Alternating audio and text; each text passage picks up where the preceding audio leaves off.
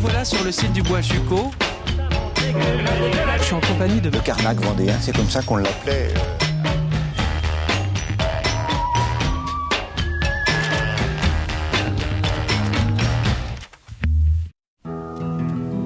Bienvenue aujourd'hui à Réaumur, petite commune du canton de Pouzauges, pour vous parler d'un des plus grands scientifiques naturalistes français du XVIIIe siècle, René-Antoine Ferchaud de Réaumur, qui a toutes ses origines ici, au manoir de Réaumur, dont vous êtes la responsable depuis 2001. Alors quel genre de scientifique était ce Réaumur ?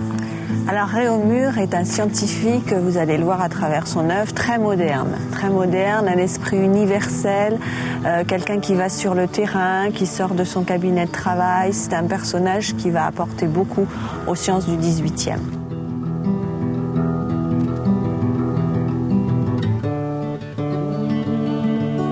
Alors quand et où est né ce grand scientifique qu'était Réaumur ? Il est né à La Rochelle en février 1683. Son père est alors magistrat là-bas, au présidial de La Rochelle. Son père meurt alors qu'il n'a que 18 mois. Sa mère est enceinte. Il va avoir un jeune frère. Ils vont vivre quelque temps là-bas, puis très vite vont revenir dans leur logis, ici. Là où nous sommes. Hein. Voilà, ici. Puis lui, il va partir faire des études de droit à Poitiers, à Bourges. Et à 25 ans, il entre comme élève géomètre à l'Académie des sciences de Paris. Et Réaumur, à ce moment-là, va s'intéresser à des domaines très très variés et va vraiment faire progresser les sciences et les techniques. C'est un touche-à-tout. Hein. C'est un touche-à-tout. À partir de là, il s'ouvre à des tas de domaines d'études, que ce soit les minéraux, les études naturalistes, donc insectes, oiseaux, les coquillages, les plantes. À l'âge de 30 ans, Réaumur va être nommé directeur de l'Académie des sciences de Paris, et cela va durer 40 ans. Alors ce touche-à-tout qui était Réaumur, qui reviendra souvent en Vendée, notamment pour y faire différentes expériences et trouvailles, va s'intéresser très tôt à la déforestation. Oui, il s'intéresse à la déforestation parce qu'il y a de plus en plus de manufactures dans le royaume et pour les chauffer, on brûle les arbres qui sont tout autour sans tenir compte de la taille de ces arbres. Donc on a toujours du taillis, mais on n'a pas autre chose, on n'a plus de beaux spécimens d'arbres qui sont pourtant très utiles aussi à ce moment-là. Et Réaumur va établir la coupe parcellisée qui va donner plus tard la coupe en taillis et en futaie. Et dans un genre complètement différent, Réaumur va créer sa propre porcelaine. Oui, en fait, la porcelaine venait de Chine, donc les Français dessinaient des modèles, c'était les Hollandais qui commerçaient avec la Chine, et Réaumur va essayer de trouver le secret de fabrication de cette porcelaine. Donc il ne va pas parvenir à en faire, puisqu'on n'a pas découvert encore le kaolin en France, mais il va utiliser le verre, et avec ce verre, il va faire une espèce de pâte translucide qui ressemble à la porcelaine, qui sera aussi moins coûteuse, qu'on appelle la porcelaine de Réaumur. Plus tard, on va découvrir un gisement de kaolin à Limoges et on aura cette porcelaine qui pourra concurrencer celle de Chine. Alors, lors de ses retours en Vendée, il vient sur le littoral et là, il y découvre quoi ? Alors il observe, c'est toujours cette grande qualité d'observateur chez Réaumur qui est mis en avant. Donc il observe certains coquillages qu'on appelle les buccins ou les bulots. Ici on les connaît plus sous le nom de bulots.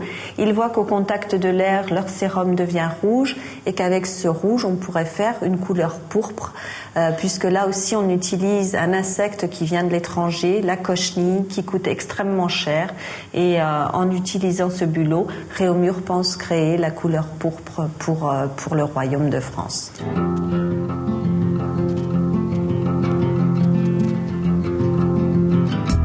En 1730, alors âgé de 47 ans, René-Antoine Ferchaud de Réaumur inventa le thermomètre. Et oui, alors Marie-Yvonne, il avait de bonnes raisons pour ça. Oui, en fait, le thermomètre existait, mais Réaumur n'était pas satisfait de ce qu'il donnait comme résultat. Et comme il en avait besoin pour différentes recherches, il va travailler sur le thermomètre. Et il va découvrir comment réaliser un thermomètre à données comparables, qui à partir de là devient le premier thermomètre fiable. Fiable. Oui.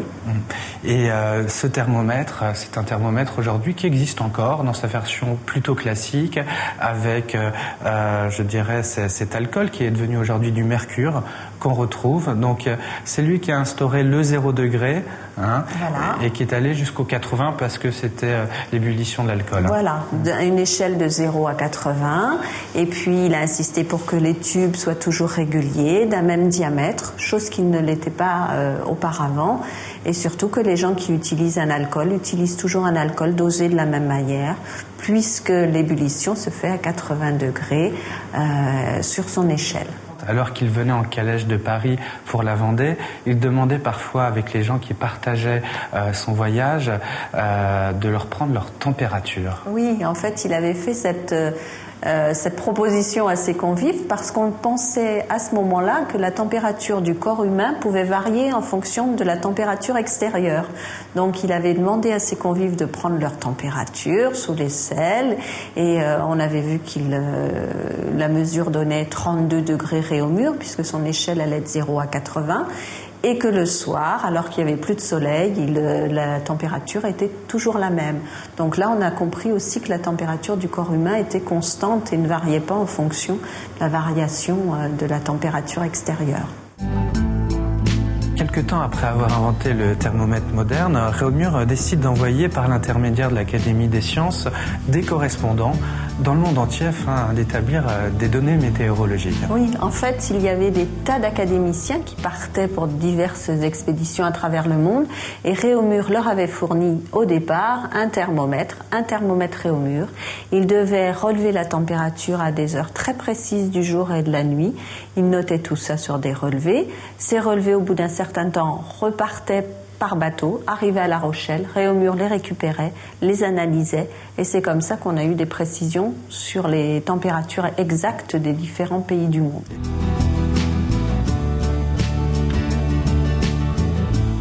Alors ce grand naturaliste qui était Réaumur avait une affection particulière pour les abeilles. Oui, tout à fait. Il appelait d'ailleurs les abeilles son cher petit peuple. Et c'est aussi l'inventeur donc de l'entomologie.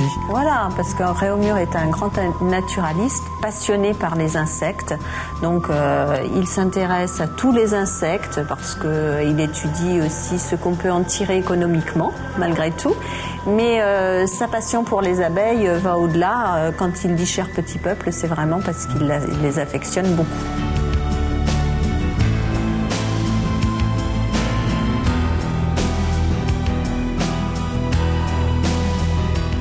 En fait, on connaît Réaumur à travers ce qu'il a laissé, son œuvre scientifique, mais qui nous éclaire un peu sur l'esprit de l'homme, qui était un grand humaniste, pragmatique, et qui se préoccupait de la vie de tous ses concitoyens.